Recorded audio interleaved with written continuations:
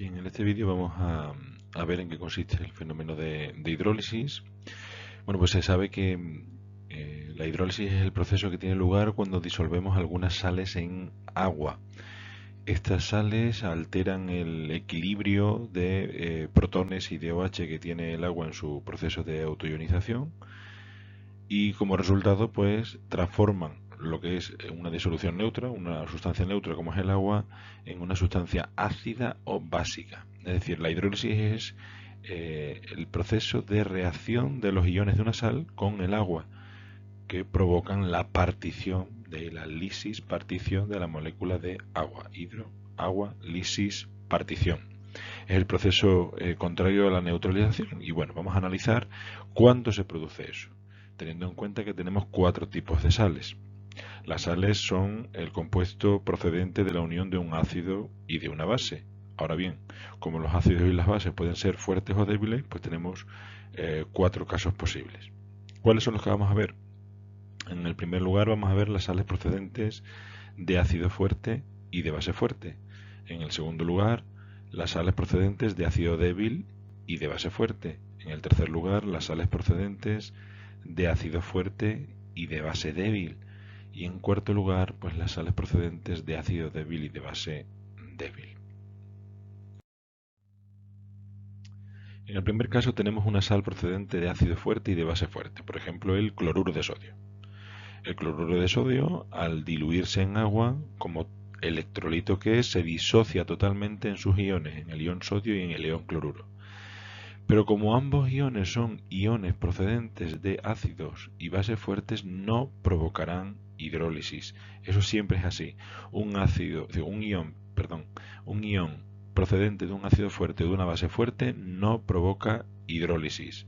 Así el ion cloruro no provocará hidrólisis porque procede de un ácido fuerte que tiende a estar ionizado totalmente y por tanto no tiende a estar en formato sin ionizar, en forma de ácido clorhídrico, por tanto no alterará el equilibrio.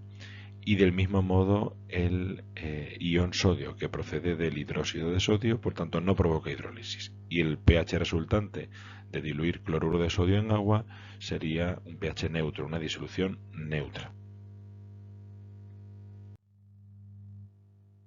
Bueno, en el segundo caso tenemos una sal procedente de un ácido débil y de una base fuerte, como es el etanoato de sodio o acetato de sodio. Al ácido etanoico recordemos que se le llama coloquialmente como ácido acético.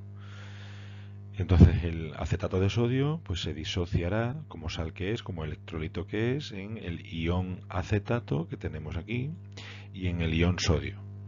El ion sodio proviene de una base fuerte, recordemos, los iones procedentes de ácidos fuertes o bases fuertes no provocan hidrólisis, es decir, no alteran el equilibrio del pH del agua. Pero ¿qué ocurre en el caso de un ion procedente de una sustancia débil, como el ion acetato? Pues que sí provocará hidrólisis.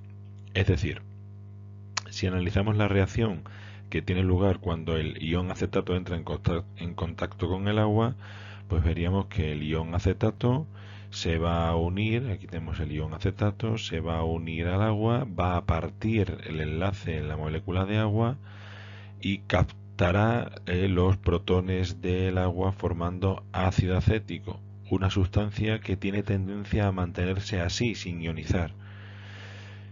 Y por tanto quedará una cantidad de OH libre en la disolución que provocará que el pH resultante de esta disolución de diluir una sal procedente de un ácido débil y de una base fuerte sea una disolución básica.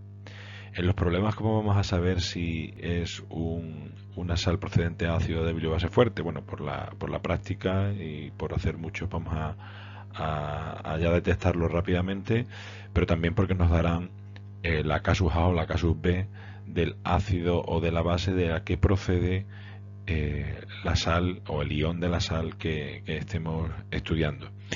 Si tenemos que hacer algún cálculo, bueno, pues en ese caso tendríamos que partir de la constante de hidrólisis que tenemos de este proceso de hidrólisis. En esta constante de hidrólisis tendríamos en el numerador, vamos a denominar a la constante K sub H, y en el numerador tendríamos al ácido acético a la concentración de ácido acético por la concentración de OH dividido por la concentración del ion acetato. Si hacemos una serie de operaciones podemos sacar unas relaciones entre la constante de hidrólisis, esta nueva constante, y las que ya conocemos. Así, la constante de hidrólisis se obtiene de dividir la Kw, la constante de autoionización del agua, entre la constante de acidez del ácido. Y con la constante de hidrólisis podemos calcular la concentración de OH, que es la que nos interesará para calcular el pOH.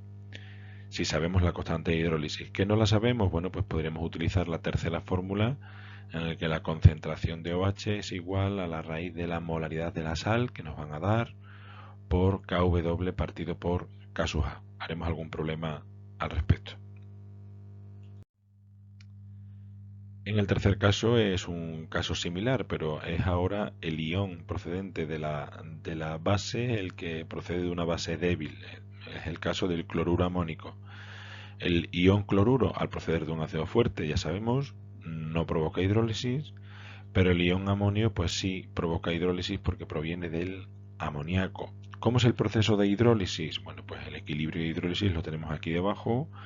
El ion amonio cederá el protón que tiene para transformarse en amoníaco. El ion amonio cede el protón para transformarse en amoníaco y el agua se transformará en el ion osonio o hidronio. De tal manera que el pH resultante, al tener más protones disueltos y haber alterado ese equilibrio, pues será un pH ácido, y este equilibrio está desplazado hacia la derecha. Si tuviésemos que realizar ejercicios pues de un razonamiento similar al anterior, pues podríamos calcular la constante de hidrólisis, que ahora sería Kw partido por K sub B, si es la que nos piden. Si es un dato, a través de la constante de hidrólisis podríamos calcular la concentración de protones, sabiendo que la constante de hidrólisis es concentración de protones al cuadrado partido por m, la molaridad de la sal, anteriormente era la concentración de OH. O bien, si queremos calcular directamente la concentración de protones, pues sería la raíz de la molaridad de la sal por Kw partido por K sub B. ¿Y qué ocurre en el caso de que tengamos una sal procedente de un ácido débil y de una base débil? Bueno, pues que los dos iones provocan hidrólisis, y en función de la fortaleza de uno o de otro, pues el pH resultante será ácido o será básico. Por ejemplo, el caso del cianuro de amonio. El cianuro de amonio se disocia como electrolito que es en el ion amonio y en el ion cianuro. El ion cianuro procede del ácido débil, por tanto provoca hidrólisis, lo hemos visto anteriormente, y el ion amonio procede de la base débil amoníaco, por tanto provoca hidrólisis, lo hemos visto anteriormente. Podríamos plantear los dos procesos y ver que en uno queda alterado el equilibrio de OH y en el otro queda alterado el equilibrio de protones.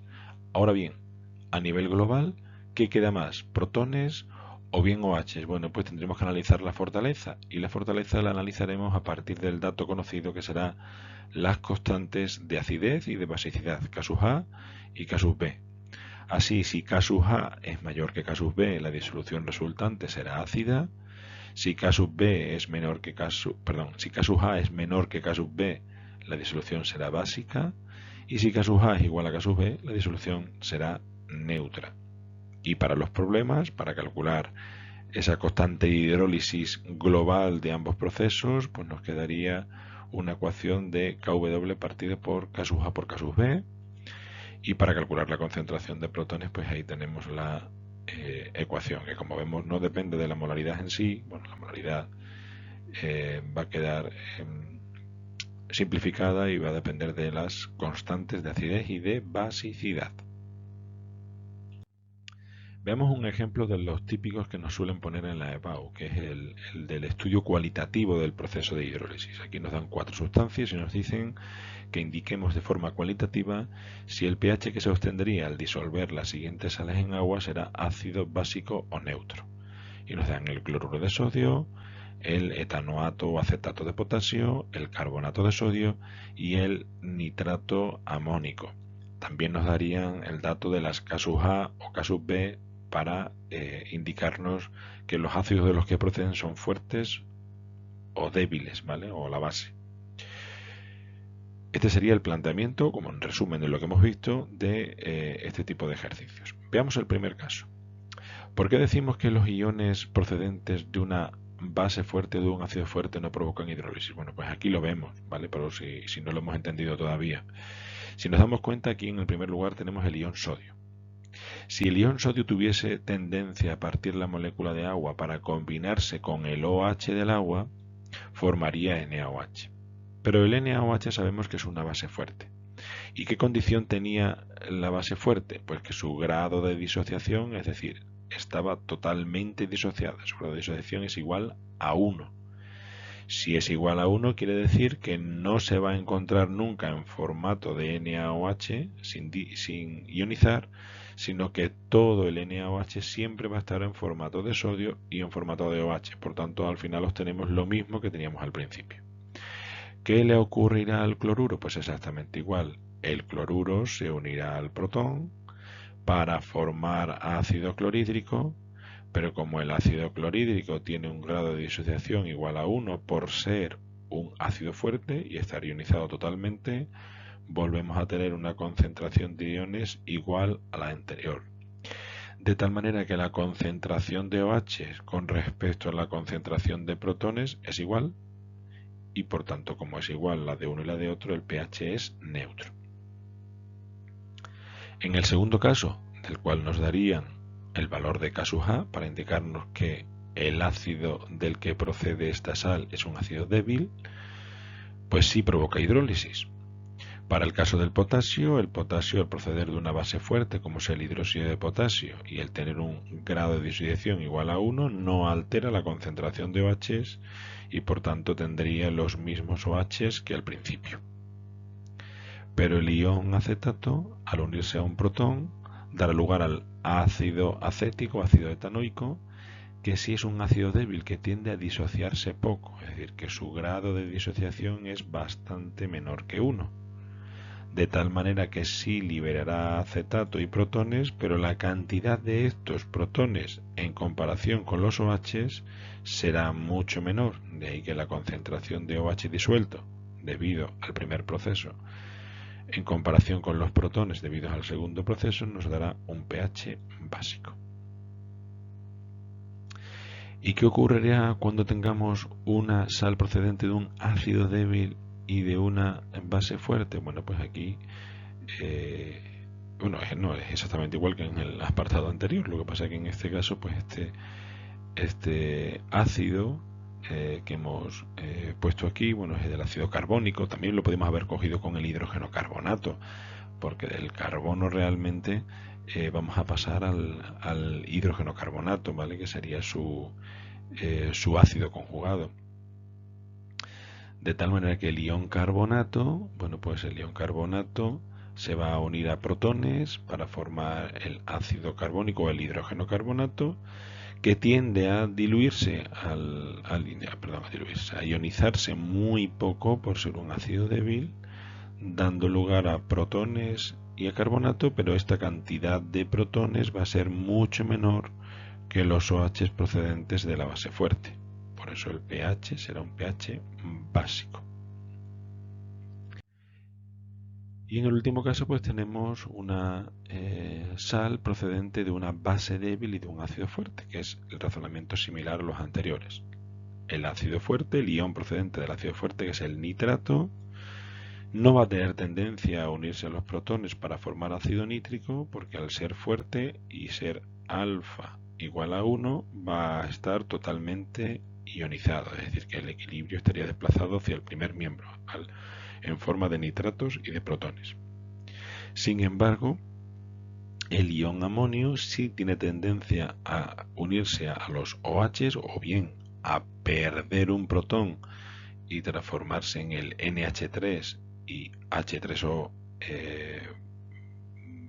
positivo, de tal manera que, bueno, pues el NH4H, al ser una base débil, estar muy poco disociada, nos va a alterar el equilibrio de OHs, y la concentración de OHs con respecto a la concentración de protones será mucho menor y el pH sería un pH ácido.